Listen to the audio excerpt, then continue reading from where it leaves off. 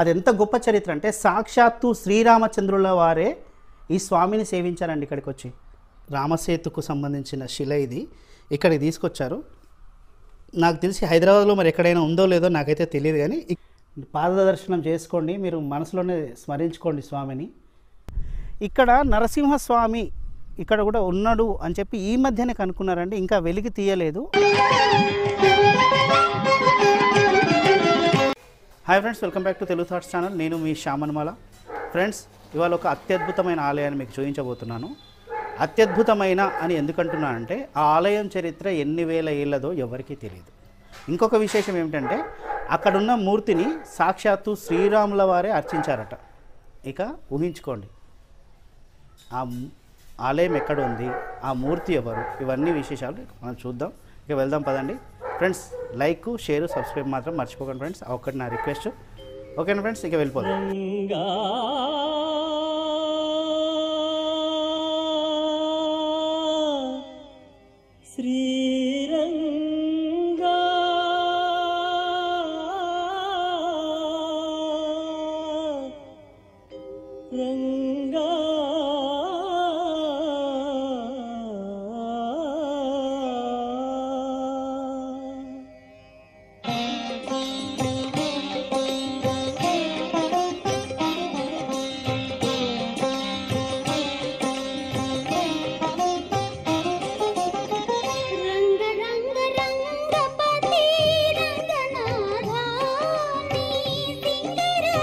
ఇట్లా మనం పైకి వస్తే అంటే అసలు చుట్టూ ఉన్న ప్రకృతి మనకు స్వాగతం పలుకుతుంది.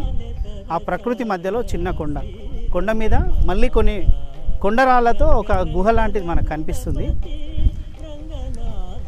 ఇలా వస్తే మనకు కొండ కనిపిస్తుంది కానీ ఆలయం ఎక్కడుందో తెలియదండి కింది నుంచి చూస్తే, కానీ దగ్గరికి వస్తేనే అప్పుడు అర్థమవుతుంది ఎస్ ఈ కొండలోనే ఆలయం ఉంది. ఫ్రెండ్స్, ఇప్పటి వరకు మీరు ఎన్నో అతి ప్రాచీనమైన దేవాలయాలను చూస్తుంటారు, ఎంతో మహత్యం గల దేవాలయాలను నేను కూడా చూపించుంటాను. కానీ ఈరోజు నేను చూపించబోయే దేవాలయం విశిష్టత చాలా గొప్పదండి. ఎందుకంటే సాక్షాత్తు ఆ శ్రీరామచంద్రుడే సేవించిన మూర్తి ఈ ఆలయంలో ఉన్నాడు. ఎస్ ఫ్రెండ్స్, మనం ఇప్పుడు హైదరాబాద్కు అతి సమీపంలో హయత్ నగర్కు దగ్గరలో తొర్రూరు గ్రామంలో వేంచేసి ఉన్న శ్రీ రంగనాయక సమేత రంగనాథ స్వామి ఆలయం దగ్గర ఉన్నాము. ఆలయం ఎక్కడా అని చూస్తున్నారు కదా, ఇదిగో ఈ కొండరాళ్ళ మధ్య కనిపిస్తున్నదే ఆలయం. సహజ సిద్ధంగా ఏర్పడిన ఆలయం ఇది. ఇక లోపలికి వెళ్దాం పదండి.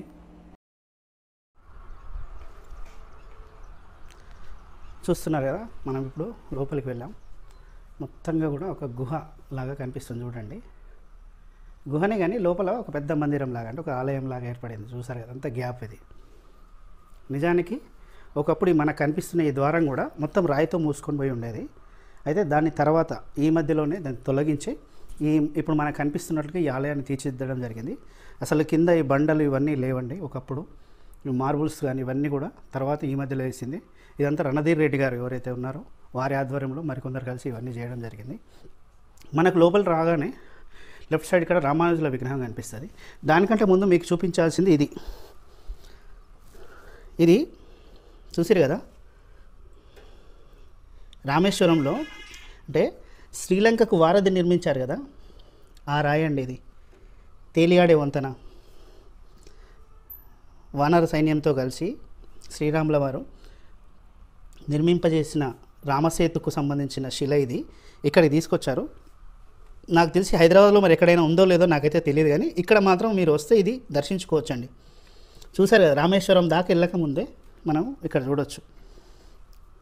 తర్వాత మనకి ఇక్కడ రామానుజుల వారి విగ్రహం ఉంటుంది.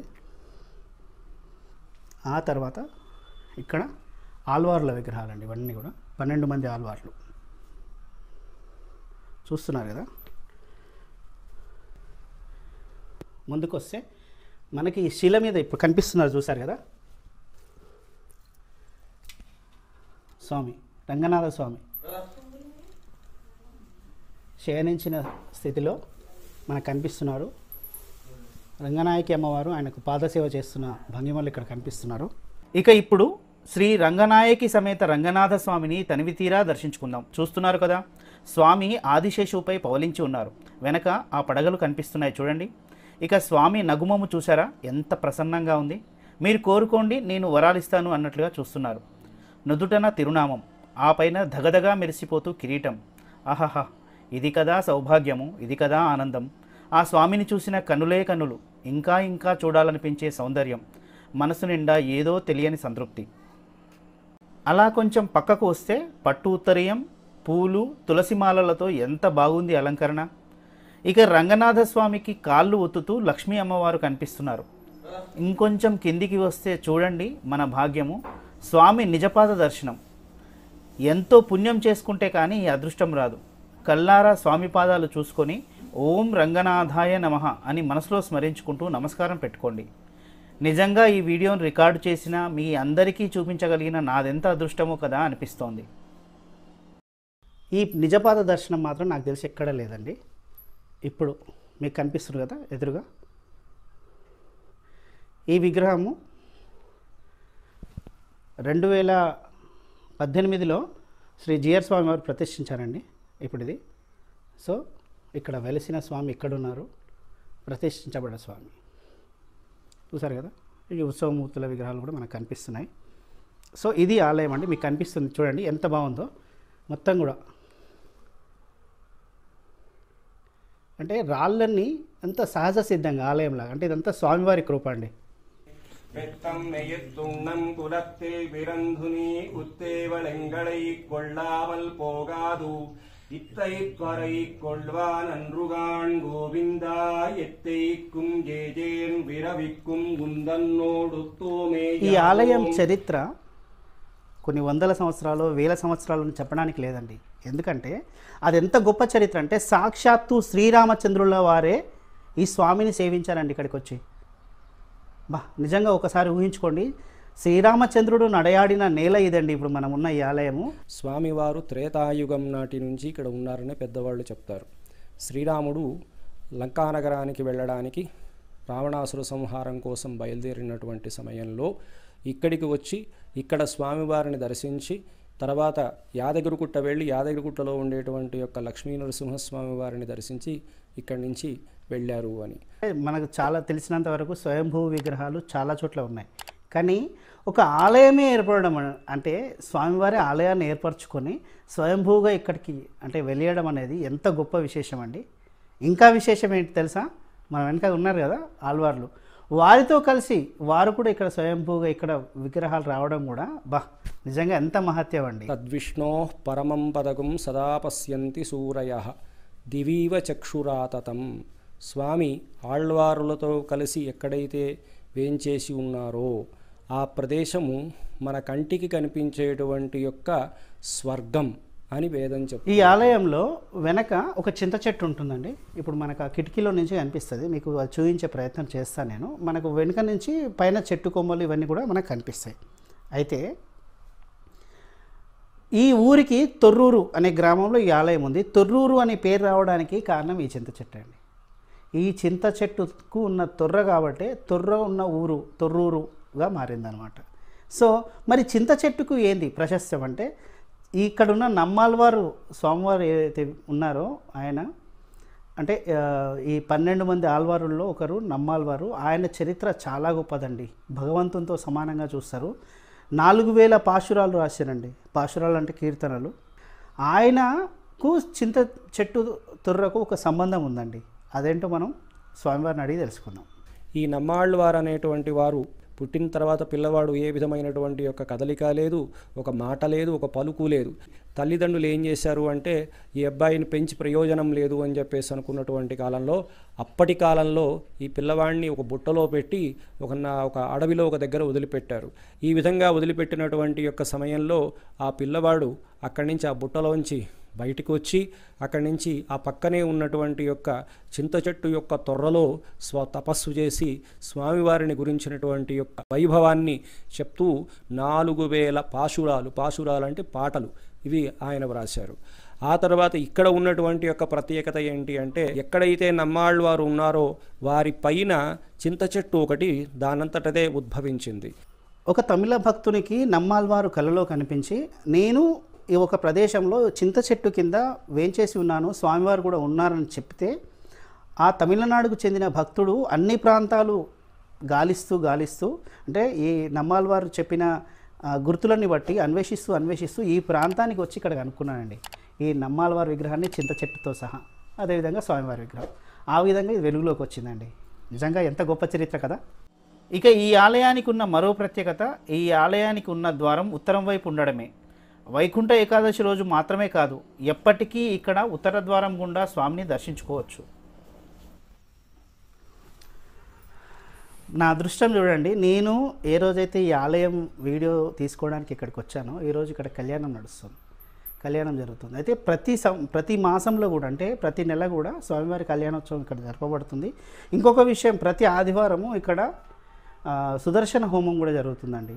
ఇంకా చాలా కార్యక్రమాలు వేరే అంటే సంవత్సరానికి ఉత్సవాలు అవన్నీ జరుగుతున్నప్పటికీ కూడా ఇవి మాత్రం మీరు గుర్తుపెట్టుకోండి. మీరు ఎప్పుడైనా సరే సుదర్శన హోమం అంటే ఆదివారం నాడు వస్తే, అదేవిధంగా మాసంలో ఒక రోజు మాత్రం ఇక్కడ కళ్యాణోత్సవం జరుగుతుంది.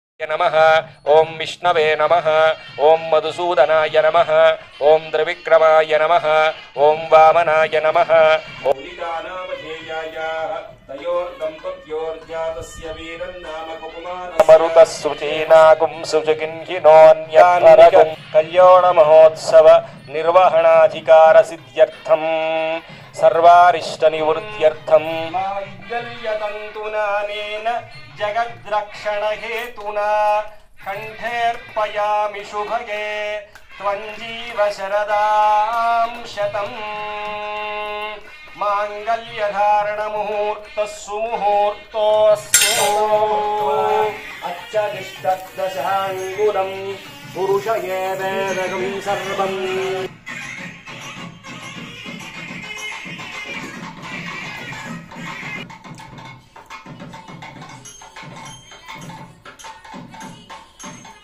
ఇక్కడి శ్రీ రంగనాథ స్వామి మరో మహత్యం ఏమిటంటే ఇక్కడ ప్రతి నెల స్వామివారికి కళ్యాణం నిర్వహిస్తారు. ఆ కళ్యాణోత్సవంలో పూజ చేసిన కొబ్బరికాయను స్వీకరించిన వారి కోరికలు నెరవేరుతాయి. ముఖ్యంగా పెళ్లి కానివారు, సంతానం లేనివారు ఆ కొబ్బరికాయలను తీసుకొని స్వామివారి అనుగ్రహానికి పాత్రులయ్యారు. మాస కళ్యాణం అయినప్పుడు ఇక్కడ కొబ్బరికాయలు ఇవ్వబడుతుంది.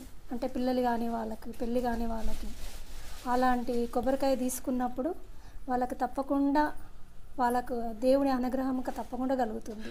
ఇక్కడ ఈ గుడి యొక్క ప్రత్యేకత ఇది. మా ఆడపడుచు బాబుకు కూడా పెళ్ళి అయింది. ఇలానే కొబ్బరికాయ తీసుకెళ్ళి పూజ చేస్తే ఇప్పుడు ఇంకో అమ్మాయి ఉంది, మా తోటికోడలు వాళ్ళ పాపని. ధనుర్మాసంలో ముక్కోటి ఏకాదశి ద్వారదర్శనం అనేటువంటిది చాలా పెద్ద ఎత్తున జరుగుతుంది. ఈ ద్వారదర్శనానికి ఉదయం 6 గంటల నుంచి సాయంత్రం 6 గంటల దాకా భక్తులు అదే పనిగా వస్తూ స్వామి యొక్క దర్శనం అనేటువంటిది నిరాటంకంగా చేసుకుంటారు. ఆ తర్వాత గోదా కళ్యాణం అనేటువంటిది చాలా వైభవంగా జరుగుతుంది.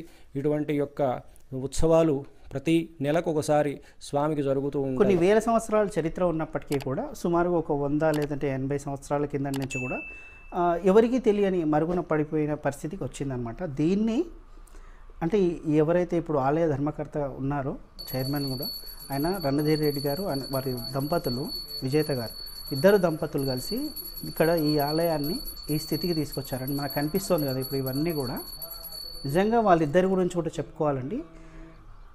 వాళ్ళకి చాలా ఆస్తిపరులైనా సరే స్వామివారికి ఇప్పటికి కూడా సేవకుల్లాగా సేవ చేస్తారండి. దీనికి యాదగిరిగుట్ట దేవస్థానం ఏ విధంగా అయితే మరి గోపురాలతో శిలాశిల్ప తోరణాలతో ఉన్నదో అదే విధమైనటువంటి యొక్క ఉద్దేశ్యంతో ఇక్కడ కూడా అంత విధంగా అంత గొప్పగా ఆలయాన్ని మరి అభివృద్ధి చేయాలి అనేటువంటి ఒక ఉద్దేశంతో వారు ఉన్నారు. 108 దివ్యక్షేత్రాలు ఇక్కడికి పెట్టి ఇక్కడ భక్తుడు ప్రదక్షిణం చేస్తే స్వామితో పాటుగా ఇక్కడ అరుణాచలం తరహాలోనే ఈ గిరి ప్రదక్షిణకు ఏర్పాట్లు చేస్తున్నారు. ఇక ఈ ఆలయంలో ముక్కోటి ఏకాదశిని, సంక్రాంతి రోజున గోదా కళ్యాణాన్ని పెద్ద ఎత్తున జరుపుతారు. ఇక్కడ భక్తులకు తక్కువ సమాచారం ఉంది. ఎక్కువ మంది వేరే వేరే ప్రాంతాలు వస్తున్నప్పటికీ కూడా వేరే గుళ్ళకు ఉన్నంత ప్రాశస్త్యం ఇందుకు లేదు. కాబట్టి భక్తులు తండోపతండాలుగా వచ్చి దీన్ని ఒక విధంగా షేర్ చేసుకొని ఎక్కువ మంది వస్తే ఇంకా బాగుంటుంది. ఎందుకంటే ఈ గుడి ప్రాశస్త్యం చాలామంది తెలియాలని కోరుచున్నాను. Thank you. దీన్ని డెవలప్ చేయాలి. విశాలమైన ప్రదేశం, విశాలమైన కొండలు, విశాలమైన ప్రాంతం, గుడి కూడా మంచి రాళ్ళ మధ్యలో మంచిగా అద్భుతంగా అమర్చబడి ఉంది. దీన్ని చూడడానికి అందరూ భక్తులు వస్తుంటారు పోతుంటారు, కానీ సౌకర్యం లేక కొంతమంది జరుగుతుంది. రాకముందు ఫైనాన్షియల్గా చాలా ఇబ్బందులు ఉండే, చాలా ఇబ్బందులు ఉండే. కరోనా తర్వాత ఇక్కడికి వచ్చిన తర్వాత స్వామివారి దర్శనం చేసుకున్నాక ప్రతిసారి కళ్యాణానికి వస్తూ ఉండేది, సుదర్శన హోమంకి వస్తూ ఉండేది. దాని తర్వాత తరోగా పరిస్థితులన్నీ చక్కబడ్డాయి. ఇప్పుడైతే ప్రజెంట్ ఎలాంటి ఇబ్బందులు లేవు. స్వామివారి దగ్గర మనం ఏవైతే కోరికలు కోరుకుంటామో ఆ కోరికలు ఆయన ఖచ్చితంగా నెరవేరుస్తారు. ఈరోజు నా పుట్టినరోజు సమర్థంగా ఇంత దూరం రావాలని ఇంతకుముందుకు ఒకసారి వచ్చిన ఇంత దూరం రావాలని వెల్లుండి నుంచి ఇక్కడి వరకు వచ్చేసినాం. చాలా మంచిగా అనిపించింది. ఇది రంగనాయక స్వామి ఆలయం అండి. ఇప్పుడు మన వెనక కనిపిస్తున్నది. ఈ పక్కనే ఇంకొక మళ్ళీ కొండరాళ్లతో ఒక చిన్న గుహ లాంటిది ఉంది కదా. ఇక్కడ నరసింహస్వామి ఇక్కడ కూడా ఉన్నాడు అని చెప్పి ఈ మధ్యనే కనుక్కున్నారండి. ఇంకా వెలికి తీయలేదు. ఆ ఏర్పాట్లు కూడా జరుగుతున్నాయి. ఇక్కడ కూడా స్వయంభూగా నరసింహస్వామి వెలిసిందని చెప్పుకుంటున్నారు. ఒకవేళ అది నిజమైతే కనుక మీరు ఒకసారి ఊహించుకోండి, రంగనాయక స్వామి, నరసింహస్వామి. మన ఇక్కడ నరసింహస్వామి కూడా ఉన్నాడు. ఆయన ఇంకా గుహలో ఉన్నాడు. అది కూడా తొందరలోనే వెలుగులోకి వస్తాడు. శ్రీరంగ రంగరంగ నాయన్న కావేటి రంగరంగ అని వేడుకుంటున్న భక్తుల మరణాలకించే ఆ రంగనాథ స్వామి మనకిలా అతి సమీపంలో స్వయంభూగా వెలిసి ఉండడం మన అదృష్టమే కదా. అందుకే రండి, మన కోసం తరలి వచ్చిన ఆ స్వామిని దర్శించి తరిద్దాం. మీ అందరికీ ఆ రంగనాథ స్వామి ఆశీస్సులు కలగాలని ఆకాంక్షిస్తూ సైనింగ్ ఆఫ్ మీ శ్యామ్ అనుమాల. స్వరాజ్యం వైరాజ్యం వాహనేజ్యం మహారాజ్యమాధిపత్యం అస్తు శ్రీస్తనకస్తూరీ వాసనాద్వాసితోరసే శ్రీహస్తి